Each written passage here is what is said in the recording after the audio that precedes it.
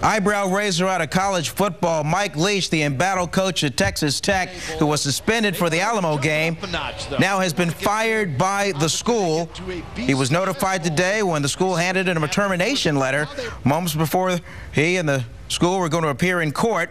This is over mistreatment of a player. You see shots of the shed and closet where apparently Leach had sent this player who had a concussion, and he said, well, we'll just put him in a dark space.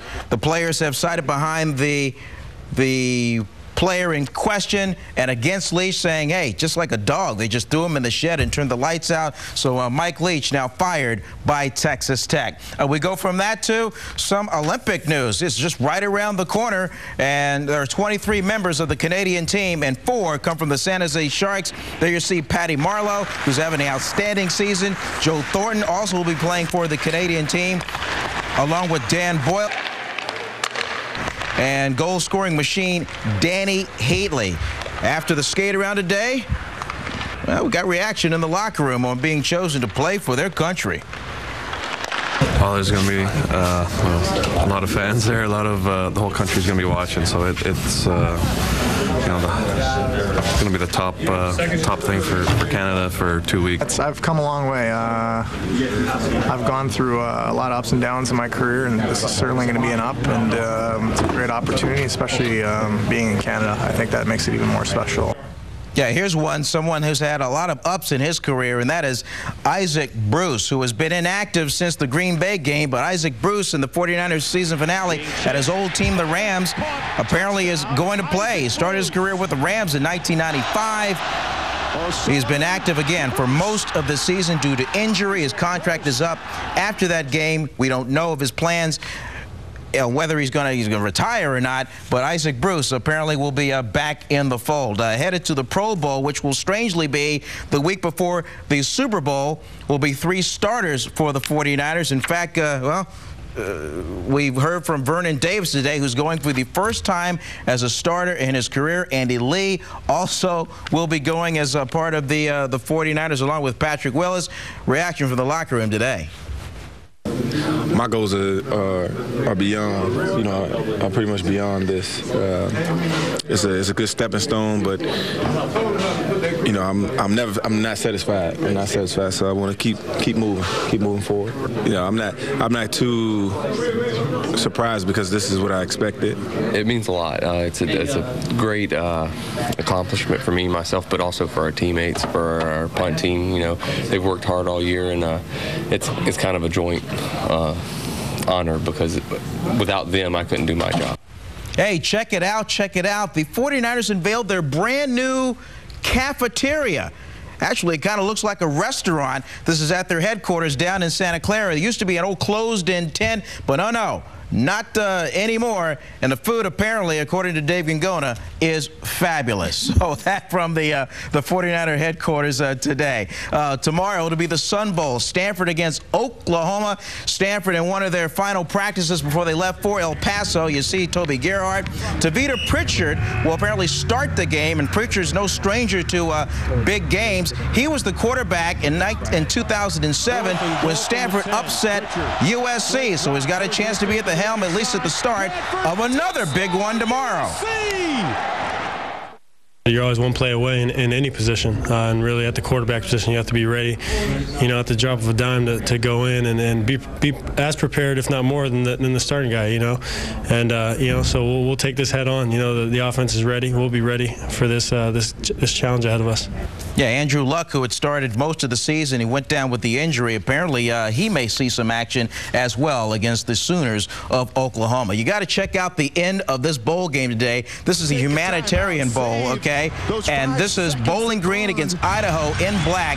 Idaho, as the game was winding down, got a touchdown to draw to within 1. You figure, well, they kick a field goal and maybe go to overtime, but oh no, Idaho goes for the win. Nathan Enderle to the back of the end zone, Preston Davis, and that is how Idaho wins the game as time ran out, 43-42. All right, from American football to, well, the one that they play with their feet. Soccer will certainly be our subject of the next segment. We got a local coach In to talk about it, R.J. Castro. He comes from the South Bay, and he joins us in studio. In fact, he's got a nice little project going, a documentary on the history of professional sports, the history of professional soccer, the earthquakes. More with R.J. Castro in a moment. There he is. Look at, you know, I like the look, man, the gruff look, huh? Hey, you like that? Yeah, I'm digging it. Thanks. Digging that jersey, too. We'll see how long. More with R.J. Castro and his project in a moment. All right, Coach R.J. Castro joins us. How many years you been coaching in the South Bay? 20 years now. 20 actually. years. Yeah. Wow. And you would know, and we'll get into your documentary in just for a moment what you got going, but state of the soccer here in the Bay Area. We got 2 expansion franchises. Any hope for these guys?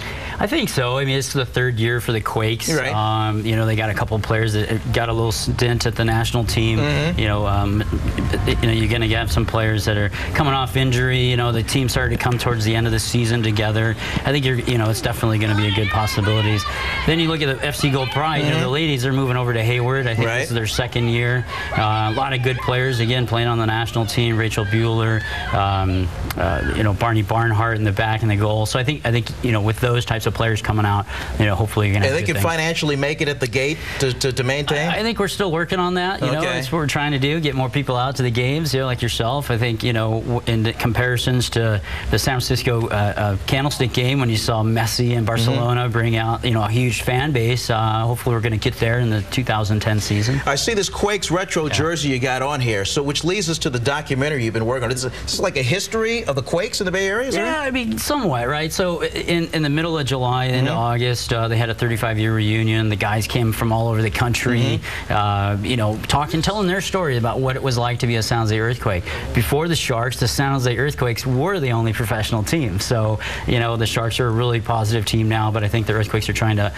earn some of that right back to their fan base. I want to talk about a former Earthquake, and that would be Landon Donovan, and now he's gone on to big stardom, you know, playing with the big U.S. team. World Cup's right around the corner, and I know had the big win over Spain. Can you handicap this game with England coming up next June? I think if they get over this game, I mean, you know, you can't look over Algeria and Slovenia, but I think if you end up getting, you know, when you're beating a team like England, I mean, it's only going to be a confidence builder, not only for the team, but for the country and soccer in the U.S. Well, we're looking at this game against Brazil that came so close, so close to this one. Yeah, you know, I mean, they played as hard as they could and as well as they could, but it's Brazil, for goodness sakes. You know? They are kind of like the Cadillac of it all. And speaking of the Cadillac, individually, you know, we talked on the phone about the number of the plays that you would actually dig in the pocket and actually pay to see, and Ronaldinho seems to be your guy. I think Ronaldinho, he's one of those players when in '94 when the Brazilian teams came over and spent a lot of time in Las Gatas, there was a good following for the game. They just, you know, he's kind of he's an artist of the game. You know, he's not just a good footballer, but I mean, he's a really good presenter of the game off the field and on the field. 2-time footballer of the world. Right. You know, I mean, the team he's playing on is not a bad team as well. Well, maybe that's what the U.S. needs. We need more Ronaldinhos over here, just all over the place. Well, I think you need to bring some of the MLS or the U.S. guys that are playing overseas back, and then make those guys, make those teams strong. You get Clint Dempsey and those guys coming over, you're gonna. Well, we'll just have to wait and see. Hey, R.J., thanks so much, man. Thanks. Continued success, especially with that doc.